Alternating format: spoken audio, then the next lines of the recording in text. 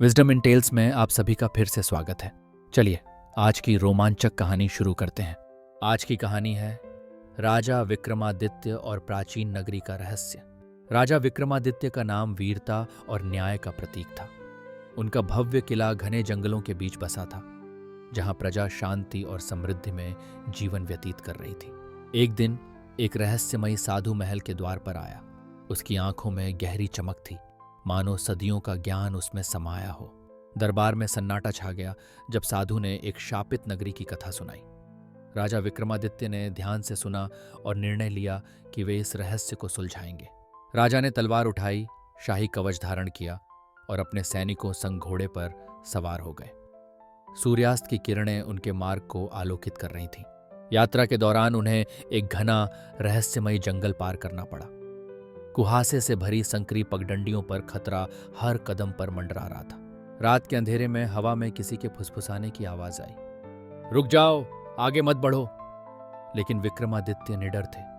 उन्होंने तलवार कसकर पकड़ी और आगे बढ़ गए। घने जंगल के बीच उन्हें एक प्राचीन गुफा मिली। इसका द्वार झाड़ियों और रहस्यमयी शिलालेखों से ढका था। गुफा में घना अंधेरा था। ठंडी हवा के बीच एक गहरी आवाज गूंजी, यहां से लौट जाओ।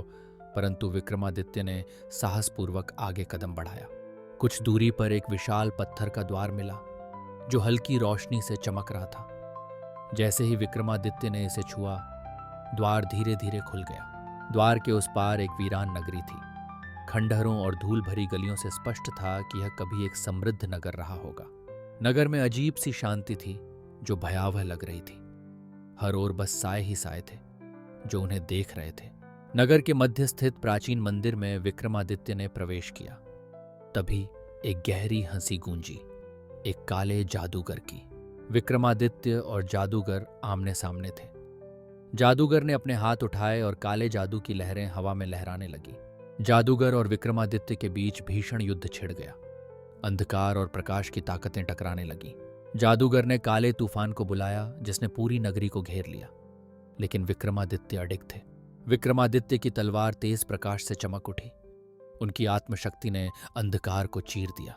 प्रकाश के प्रहार से जादूगर की शक्ति खत्म होने लगी। अंततः उसकी छाया विलुप्त हो गई और नगर का श्राप टूट गया। नगर फिर से जीवंत होने लगा। अंधकार छूट गया, इमारतें फिर से चमकने लगीं और खोई हुई नगरी पुनः बसने लगी।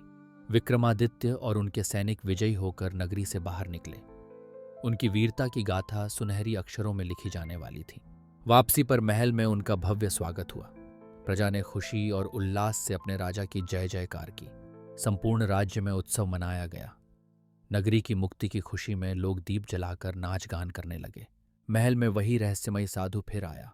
उसने विक्रमादित्य को आशीर्वाद दिया और कहा, तुमने जो किया वह युगों तक याद रखा जाएगा।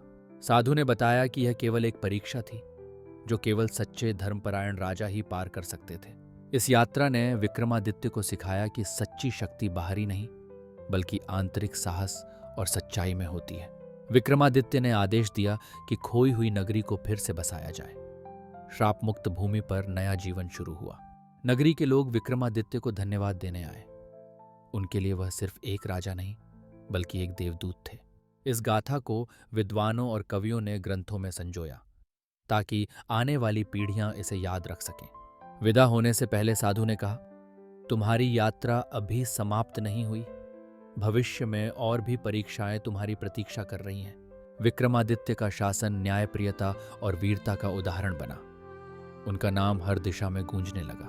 विक्रमादित्य ने आकाश की ओर देखा, मानो आने वाले समय को भांप रहे हों।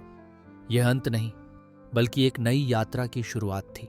इस कहानी से हमें सीख मिलती है कि सच्चा साहस वही है जो हर मुश्किल का डटकर सामना करे। अगर आपको यह कहानी पसंद आई हो तो लाइक, शेयर और सब्सक्राइब जरूर करें। मिलते हैं अगली कहानी में।